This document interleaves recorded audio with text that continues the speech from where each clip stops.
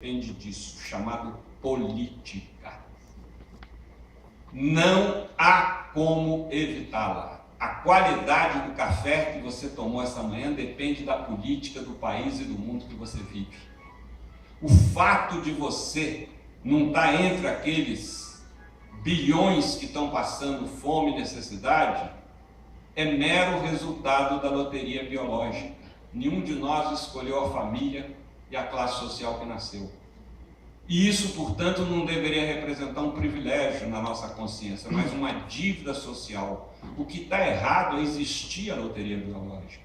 Todos deveriam nascer para ter uma vida digna. E esse é um dos erros da Carta de 49 da Declaração Universal dos Direitos Humanos, que diz que todos nascemos iguais, mas todos deveríamos ter o direito de viver com dignidade e felicidade.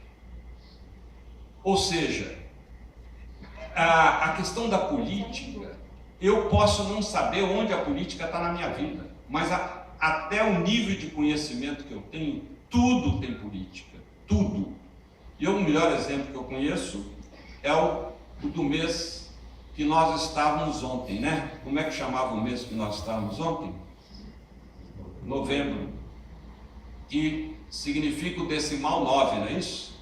O anterior era outubro, que significa 8. O outro era setembro, que significa 7. E agora nós entramos em dezembro, que significa 12. Só que o ano não tem 12 meses. Não tem 10 meses. Dezembro significa 10. O ano não tem 10 meses, tem 12. Por quê? Por causa da política. O imperador Júlio César simplesmente chamou os astrônomos do reino e falou: eu quero um mês com meu nome. E eles criaram o mês de julho. Morto Júlio César, entrou Augusto e chamou os astrônomos de novo e falou: não, se o Júlio merecer um mês para ele, eu quero um para mim. E taca lá o agosto. Só que os astrônomos, muito constrangidos e temerosos, falaram: imperador, mas tem um problema. Que problema? A alternância 31-30. O Júlio César ficou com 31 dias no mês dele. E o seu só dá para fazer 30, não dá para fazer 2 de 31. Se virem, malandro. Senão corta a cabeça de todos. O que eles fizeram? Arrancaram um dia de fevereiro e julho e agosto tem 31 dias. Aí está a política, ou seja, nem tudo é política, mas a política está em tudo. O ser humano não encontrou outra maneira de se organizar coletivamente fora disso que se chama política, mas que é como a religião, uma faca de dois legumes. Serve para libertar e serve para oprimir. Depende como é usado. Portanto, eu sempre digo aos jovens, porque eu tenho muito contato com jovens e com jovens que estão, por razões óbvias, totalmente desiludidos com a política. Eu digo a eles: lembrem-se, quem tem nojo de política é governado por quem não tem. E tudo que os maus políticos querem é que a gente tenha bastante nojo para eles ficarem à vontade com a rapadura na mão. O que eles não querem é que a gente se intrometa.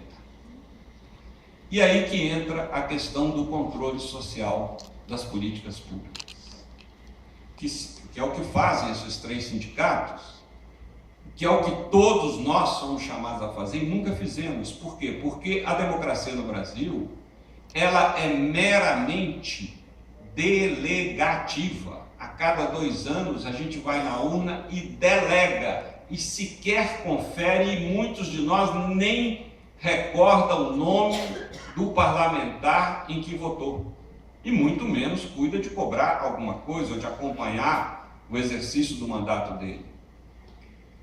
A democracia no Brasil, além de delegativa, ela é parcialmente representativa. A turma do BBB está lá no Congresso. Bala, bola, pessoal do futebol, boi, é BBBB. Bala, bola, boi, que é o agronegócio, e Bíblia. Está lá. E se entendem. Está bem representado, pode pôr mais um B, bancos, está lá. nos 2 anos que eu trabalhei no Planalto, duas falsas ideias que eu tinha foram derrubadas. A primeira, eu que sempre assessorei movimentos populares, achava que a gente podia chegar para um deputado amigo e falar, poxa, faz um projeto, por exemplo, para rádios comunitárias, faça um projeto para escolas indígenas. Aprendi com os ricos. Eles não pedem, eles contratam um sujeito chamado lobista. E o lobista chega para o deputado ou para o senador com o projeto prontinho, mastigadinho. E já soube de caso de deputado que enfia lá a coisa sem sequer ler. E depois se arrepende porque tinha cláusula que era contrário à postura dele, deputado. Né? Então, eu aprendi isso. Governo é que nem feijão, só funciona na panela de pressão.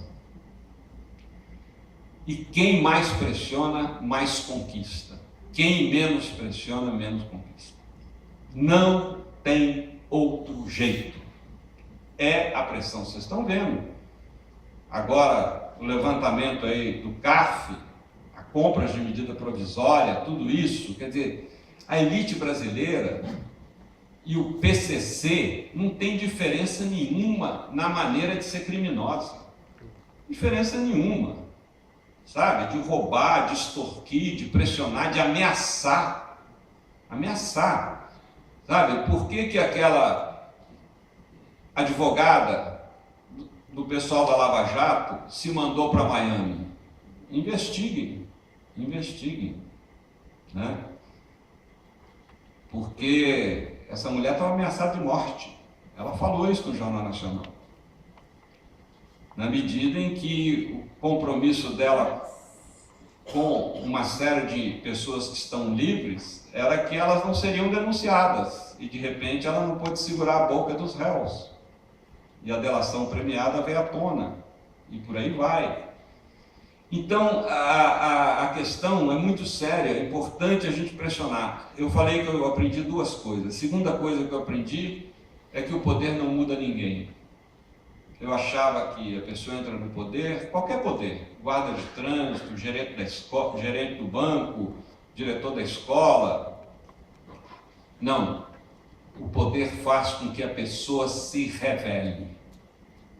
Só que enquanto ela não tem um degrau para ficar acima de você, você acha que ela não é aquilo. Tem um ditado em espanhol que traduz bem isso. Queres conocer a Juanito, dá-lhe um carguito. Né? Aí você vai conhecer muito bem. E o que é pior é que não vou dizer a maioria, mas muitas pessoas que chegam ao poder, elas têm baixa autoestima. Então elas se apegam ferozmente à função que exercem. A gente está vendo casos agora, né, na República, porque o sujeito, se ele perder aquela função, como é que ele vai entrar no avião comercial? Como é que ele vai, sabe, pagar conta de restaurante? Como é que ele vai voltar a ser cidadão? Para ele isso é humilhação. Ele tem que estar revestido de poder. E quanto mais poder, melhor. Porque o poder, esse tipo de poder, é a perversa maneira de querer se comparar a Deus. Onde o desejável coincide com o possível. Um cara com muito poder, seja político, seja financeiro, ele pode tranquilamente tomar café da manhã em Florianópolis, almoçar em São Paulo e jantar no Rio de Janeiro no mesmo dia. E se morar aqui, ainda voltar e dormir aqui.